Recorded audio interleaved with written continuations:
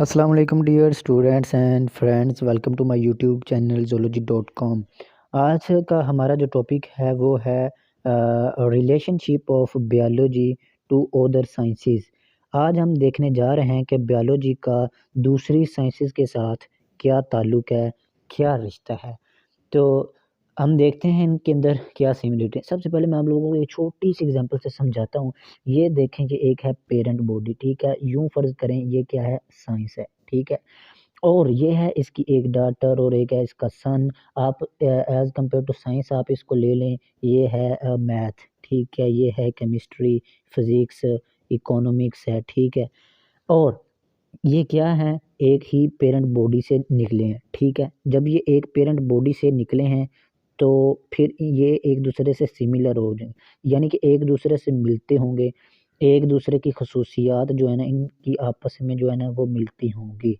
तो इसी तरह जो साइंस है, साइंस वर्ड है, इससे ही सब सब्जेक्ट निकले हैं। बायो भी इससे निकली है, फिज़िक्स भी इससे निकली है, केमिस्ट्री भी इससे निकली है, मैथ भी इससे निकली है।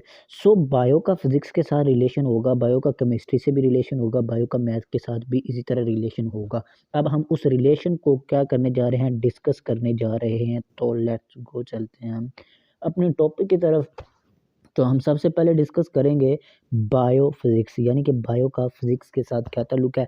तो हम अपनी बुक की डिफ़ाइन को देखते हैं। वो कहती है, बुक हमारी क्या कहती है कि it deals with the study of principles of physics. इसमें हम फिज़िक्स के कवानीन का मतालिया करते हैं। बायोफिज़िक्स में हम क्या करते हैं, फिज़िक्स के कवानीन का मतालिया करते हैं। ऐसे कवानीन विच आर एप्लीकेबल, जो क्या होते हैं, जो लागू होते हैं टू द बायोलॉजिकल फिनोमिना, जो बायोलॉजिकल फिनोमिना पर क्या होते हैं, लागू होते हैं, अप्लाई हो रहे होते हैं। ऐसे कवानीन का हम मतालिया करते हैं बायोफिज़िक्स में। फॉर एग्ज़ाम्पल, वो मिसाल के साथ हमें अब समझाने जा रहा है। There is a similarity between the working principles of lever in physics and limbs in animals animals in biology. वो कहता है, उसने हमें 2 चीज़ें बताई हैं। नंबर 1 पर लीवर जो है वो फिज़िक्स में होते हैं और लिम्स जो होते हैं वो जानवरों की टाँगों को कह रहे हैं, जो कि बायोलॉजी में जिसको हम डिस्कस करते हैं। इनके जो काम करने के असूल है ना, इसके लीवर के और प्लस किसके, लिम्स के जो काम करने के असूल है ना वो एक जैसे हैं। वो क्या हैं, सिमिलर हैं। उसने कहा है सिमिलैरिटी बिटवीन, ठीक हो गया। ये इनके काम करने के असूल आपस में क्या हैं, सिमिलर, एक दूसरे से मिलते जुलते हैं। जैसे हमारी टाँगें आगे पीछे फॉरवर्ड और बैकवर्ड मूव करती हैं, इसी तरह जो लीवर है फिज़िक्स में इनका काम करने का जो असूल है, जैसे ट्रैक्टर का लीवर होता है, इसका इन दोनों का जो काम करने का असूल है ना, जिस ये बेस पे काम कर रहे हैं, जिस प्रिंसिपल को ये फॉलो कर रहे हैं, वो एक जैसे हैं, उस एक को ही फॉलो कर रहे हैं। तो इसलिए हम इसको काम करने का असूल ये है कि इसलिए हम बायोफिज़िक्स इनका रिलेशन बनता है। नेक्स्ट वन हम मूव करेंगे। नेक्स्ट जो है उसने बताया है कि बायोकेमिस्ट्री को हम डिस्कस करने जा रहे हैं। अब देखें बायो और केमिस्ट्री का आपस में क्या ताल्लुक बनता है। बायो में हम डिस्कस करते हैं लिविंग थिंग्स को, जैसे ये प्लांट हो गया, कोई ऑर्गेनिज्म हो गया, या एनिमल हो गया, या ह्यूमन बचाते हम खुद हो गया, ठीक है। लेकिन जो केमिस्ट्री है हम उसमें किसको हम देखते हैं, उसमें हम डिफरेंट कंपाउंड्स का हम मुतालिया करते हैं। अब हम देखते हैं कि इन दोनों का आपस में जो है ना वो क्या रिश्ता बनता है। हमारी बुक कहती है कि it deals with the study of the chemistry of different compounds. वो कहती है कि हम बायोकेमिस्ट्री में डिफरेंट कंपाउंड्स का जो है ना वो मुतालिया करते हैं, हम उसकी स्टडी करते हैं, ठीक है। एंड प्रोसेसेस, और किसका मुताला करते हैं, डिफरेंट प्रोसेस का मुताला करते हैं। ऐसे प्रोसेस जो लिविंग थिंग्स में पाई जाती हैं, किसमें, ज़िंदा चीज़ों में पाए जाते हैं। जैसे मैंने बताया कि ये प्लांट जो है ना ये लिविंग थिंग्स है, ये ज़िंदा जानदार चीज़ों में जो पाए जाते हैं, प्रोसेस जो होते हैं प्लांट में, हम उसको जो डिस्कस करते हैं, ठीक है। उस किसको डिस्कस करते हैं, इन ज़िंदा चीज़ों में, प्लांट में पाए जाने वाले डिफरेंट कंपाउंड्स। अब डिफरेंट कंपाउंड्स कौन से हम देखते हैं मिसाल की मदद से। The study of, for example, the study of the basic metabolism, जो बुनियादी मेटाबॉलिज्म है फोटोसिंथेसिस का और रेस्पिरेशन का, involve the knowledge of chemistry. वो कहता है कि जो मेटाबॉलिज्म और फोटोसिंथेसिस है ना, इनका जो रेस्पिरेशन होती है, ये जिस प्रोसेस के ज़रिए होती है ना, या हम जिस इसको जो स्टडी करने के लिए हमें जिस चीज़ की ज़रूरत होती है वो हमें केमिस्ट्री के इल्म की ज़रूरत पड़ती है। उसके लिए हमें केमिस्ट होना ज़रूरी है, ठीक है। वो देखिए मैंने ये एक इमेज पुट की है जिसकी मदद से आप इजीली इसको देख सकते हैं। ये मैं आपको अब बताने जा रहा हूँ, ठीक है।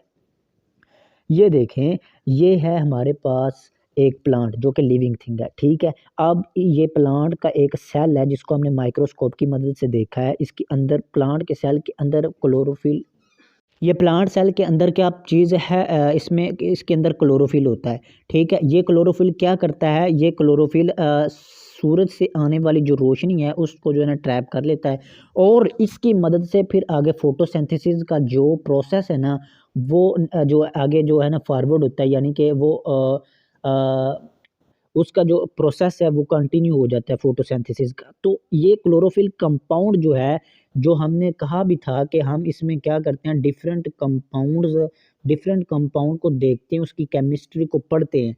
तो इस कंपाउंड की केमिस्ट्री को पढ़ने के लिए हमें केमिस्ट्री के जो है ना इल्म की ज़रूरत पड़ती है। तो इसीलिए हम ये जो ज़िंदा चीज़ है, प्लांट है, हम इसको जो है ना वो स्टडी कर पाते हैं, हम इसके प्रोसेस को स्टडी कर पाते हैं। सो बायोकेमिस्ट्री का ताल्लुक जो है ना इसी तरह बनता है, और हमने जो स्टडी कर लिया अभी। नेक्स्ट वन जो हम देखने जाएंगे रहे हैं कि वो है बायो और मैथ, बायो मैथमेटिक्स, यानी कि बायो का मैथ के साथ क्या रिश्ता है। हमारी बुक कहती है कि it deals with the study of biological processes using mathematical techniques. वो कहती है कि हम बायोलॉजिकल प्रोसेस का मुतालिया करते हैं, किसकी मदद से करते हैं, मैथमेटिकल टेक्निक्स की वजह से करते हैं। हैंड टूल्स, वो कहता है मिसाल के तौर पर हम अगर हमारे पास कोई डाटा है, हमने कोई एक्सपेरिमेंट किया है, हमारे पास उसका डाटा है, उसको एनालाइज करने के लिए, ठीक है, हम क्या करते हैं, ऐसा डाटा जो आफ्टर एक्सपेरिमेंट वर्क हासिल किया है, अब हमने उसको एनालाइज करना है, तो ये हमें किसकी ज़रूरत पड़ेगी, biologist have to apply the rules of mathematics. तो हम क्या करेंगे, हम मैथ के जो है ना रूल्स हैं उनको अप्लाई करेंगे। जैसे हमने कोई डाटा एक्सपेरिमेंट के बाद एक साइंटिस्ट ने इकट्ठा किया है, उसको कैलकुलेट करने के लिए हमें कैलकुलेटर की मदद जो है ना दरकार होगी, ठीक है। हम उसको प्लस करना पड़ेगा, माइनस करना पड़ेगा, ठीक है, हमें उसको डिवाइड करना पड़ेगा। इसी तरह जो है ना कैलकुलेटर जो है ना इसमें इस्तेमाल होता है, मैथ इस्तेमाल होती है, या डिफरेंट मशीन्स में हमें जो रीडिंग्स कैलकुलेट करनी पड़ती हैं, वो जो है ना मैथ की मदद से हमें बायोलॉजी की मदद दरकार होती है। सो मैथ में भी ये बायो बायो जो है ना बायो जो है ना बायो के अंदर मैथ इन्वॉल्व होती है। इसी तरह बायो मैथमेटिक्स का जो है ना वो रिलेशन बनता है। नेक्स्ट वन हम देखने जा रहे हैं वो है हमारे पास biogeography. Bio mean life, geo mean ज़मीन यानी कि अर्थ, और नेक्स्ट वन जो है ना ग्राफी यानी कि उसका टुकड़ा, ज़मीन का टुकड़ा। हमारी बुक इसको कैसे डिफाइन करती है, चलिए देखते हैं। वो कहती है कि it deals with the study of, हम इसमें किसका मुतालिया करते हैं, अकरेंस यानी कि मौजूदगी का, प्रेजेंस, किसकी प्रेजेंस है, प्रेजेंस, और क्या है, डिस्ट्रीब्यूशन, और इसकी तकसीम, किसमें तकसीम है, तकसीम किसकी हो रही है, डिफरेंट स्पीशीज, मुख्तलिफ स्पीशीज हैं। देखें भाई मुख्तलिफ स्पीशीज हैं, जैसे हमारे पास ये कैमल की एक स्पीशीज है, एक ये स्पीशीज है, ठीक है। इनकी जो मौजूदगी है यानी कि इनकी प्रेजेंस है, ये कहाँ पाए जा रहे हैं और कहाँ कहाँ कितने कितने डिवाइड हो रहे हैं, इनकी जो तरीकाकार है, इसको हम स्पीशीज ऑफ लिविंग ऑर्गेनिजम्स, ये कैमल लिविंग ही है, इन डिफरेंट जियोग्राफिकल रीजन, ज़मीन के मुख्तलिफ हिस्सों पर, एक हिस्सा ये है, एक ये है, एक ये है, यानी कि मुख्तलिफ हिस्सों पर इन स्पीशीज की जो तकसीम है ना उनको हम बायोजियोग्राफी कहते हैं। वो कहता है कि it applies the knowledge of the characteristics of particular geographical region to determine the characteristics of the living organisms found here। वो कहता है कि ये जो ज़मीन के मुख्तलिफ टुकड़े हैं, देखें ये जो कैमल की स्पीशीज़ है, ये आई थिंक ये एशिया में पाई जा रही है, ये जो है ये अफ्रीका में पाई जा रही है, ठीक है। यानी कि मुख्तलिफ स्पीशीज़ हैं, तो मुख्तलिफ जो है ना उनके ज़मीन के हिस्से पर मुख्तलिफ जगह पर हैं, ठीक है। इसी तरह अब ये जो स्पीशीज़ है ये जहाँ पर रह रही है मुख्तलिफ जगह पर, तो इसकी करैक्टरिस्टिक्स जो हैं वो डिफरेंट होगी, ठीक है। इसका खाने पीने का और रहने का जो निज़ाम है थोड़ा सा डिफरेंट होगा एज़ कम्पेयर टू द ये इस स्पीशीज़ के, ठीक है, इसका इससे मुख्तलिफ होगा। तो ये चीज़ें हमें कौन बता रहा है, ये चीज़ें हमें बायोजियोग्राफी बता रही है। ये हमें ज़मीन बता रही है, उसके अकॉर्डिंग हम इसको जो है ना लिखते हैं कि यहाँ पर ये कैरेक्टरिस्टिक्स इसमें पाई जाती हैं, ये जो ज़मीन पर यहाँ पर रह रहे एनिमल रह रहे हैं, इनकी ये कैरेक्टरिस्टिक्स हैं। तो ये हम सब किसकी मदद करते हैं? बायोजियोग्राफी की मदद से करते हैं। नेक्स्ट वन और लास्ट वन जो हम देखने जा रहे हैं, वो है हमारे पास bioeconomics. Bio mean life और इकोनॉमिकली हम देखें तो माशी हालात को देख लें, ठीक है? वो आपको इस डिफाइन में हमें बुक क्या बताती है देखते हैं। बुक कहती है कि it deals with the study of organisms. हम इसमें ऑर्गेनिजम्स को स्टडी करते हैं from economically point of view से। हम इसको इकोनॉमिकली पॉइंट ऑफ व्यू से इसको हम देखते हैं कि कि क्या देखते हैं कि ऑर्गेनिजम्स जो है ना हमें क्या फ़ायदा दे रहे हैं, क्या नुकसान दे रहे हैं, आया कि ये चीज़ जो है ये हमारे लिए फ़ायदेमंद है भी कि नहीं। यानी कि माशी हवाले से जैसे कि हमारा कितना खर्चा हुआ है, हमें कितना प्रॉफ़िट हासिल हुआ है, कितना लॉस हुआ है। मिसाल के तौर पर हम क्या देखते हैं कि the cost value and profit value of the yield of wheat can be calculated through the bioeconomic and benefits losses determined.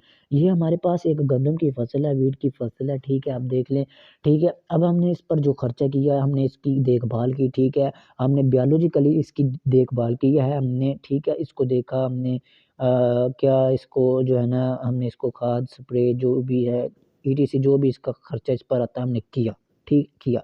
अब एट द एंड हमने इसको जब ये पक गया हमने इसको मार्केट में सेल कर दिया, सेल होगी। हमने देखा कि कि हमें लॉस हुआ है, हमें प्रॉफ़िट हुआ है, कि हमारा हम कितना खर्चा था, कितना बचा हमें।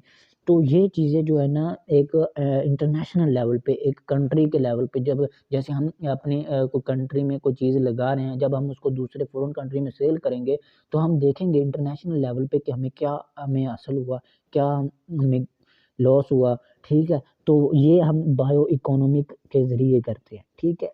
ये जो ब्रांच है, ये जो डिस्कस है, ये इस चीज़ को डिस्कस करती है। तो ये था हमारा जो लेक्चर। उम्मीद करता हूँ आप लोगों को बहुत अच्छी तरह समझ आया होगा। अगर आप लोगों को कोई भी प्रॉब्लम आ रही है तो प्लीज़ आप कमेंट में ज़रूर बताएँ ताकि मैं उसको दुरुस्त करूँ। और आपको अगर मेरी वीडियोज़ अच्छी लगती हैं तो आप वीडियोज़ को लाइक कम से कम ज़रूर कर दिया करें और अपने दोस्तों फॉलोअर्स के साथ शेयर ज़रूर करें और मेरे चैनल को सब्सक्राइब करना ना भूलिएगा। अपना और अपने अज़ीज़ व अक़ारिब का ख़्याल रखिएगा और मुझे इजाज़त दीजिए। अहमद रज़ा को अल्लाह हाफ़िज़।